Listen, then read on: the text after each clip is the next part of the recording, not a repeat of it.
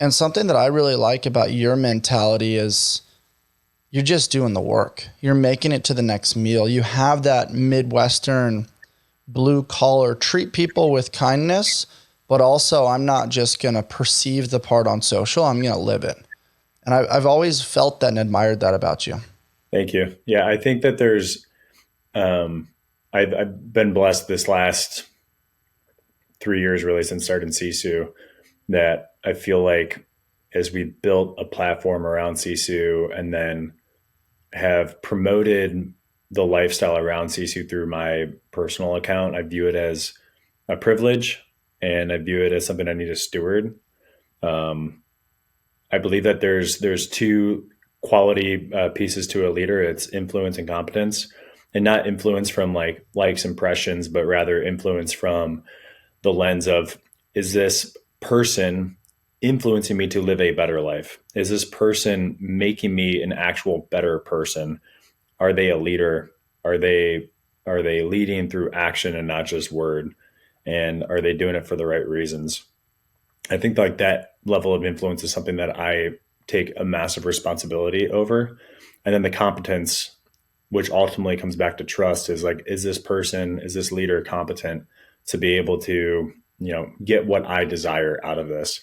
So like when somebody reaches out to me, like a personal question about fitness, a personal question about sauna, a personal question about building a startup business, they're coming to me because they're coming from the angle of like, I trust Pete and I trust that he's going to give me very clear direction and advice.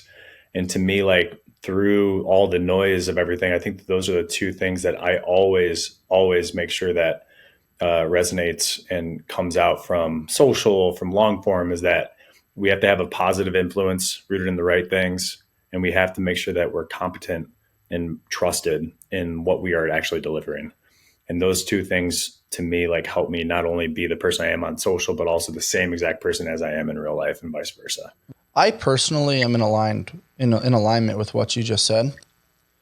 I practice something called API, assume positive intent. So when somebody reaches out, I do like you said, where I just assume that they're like, oh, I trust this person.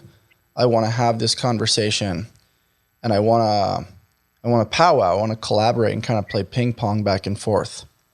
However, just to play devil's advocate, there are people that don't assume positive intent. They give people, when they meet them the first time, 0 out of 10. They're like, hey, prove yourself to me, and then I'll give you numerical values based on what I can get. And I unfortunately don't align with that, but I see it. And I see it through observational learning. Where do you, as a founder, draw that boundary? Like where you can feel the energy of somebody's just trying to like use and abuse you and your experience and your knowledge and your mentorship and your leadership. And when do you choose to be like, you know what, I'm going to partake in this. I'm going to allow myself to be taken advantage of because it's doing the hard things right. It's really clear to me. I mean, it's taken a lot of reps and a lot of time to get where I'm at. And again, I'm not in terms of where I'm at in terms of my mental state, but it's really clear. It's, if I'm going to provide feedback on something that I don't feel comfortable with, it's going to be clear, direct, and gentle. It's not going to be clear, direct, and forceful. Mm-hmm. And it's usually going to come from my voice. It's not going to come over via text or an email. It's going to come from me, you and me looking at or you and I looking at each other, or via voice message or over the phone. I want you to hear my tone. And if it also, if it is 100% in my lane and it's a priority, like we'll solve it. But if it's not, and let's say somebody's reaching out and they have an opportunity, I'm very understanding of like where our priorities are as a company, our budgets, and it's easy to say no if it doesn't fit the right criteria. Mm-hmm. And so knowing your filters, knowing your processes, knowing your time, there's only so much that I could spend on time knowing that I've got 2 with 3 on the way, kids at home, my wife, everything else I'm pursuing outside of work, because work is just one facet of my life that's very fulfilling. But having all those variables outside of work and also having that criteria helps me understand when to say yes, no, Mm-hmm. whether or not I need to be a little bit more clear with somebody but gentle, or if I know that I need to strum up more of a relationship with this person to find out more. Yeah, I love that answer. That's great, man. Because it's not black and white. Usually, you need more context, and it falls somewhere in the messy middle. And I love what you said. The no's make the yeses more valuable, which is really crucial, especially when your plate's pretty full like yours is. I love that, man. I think everybody's plate is relatively full too, Hmm. but it's like, what is it full of?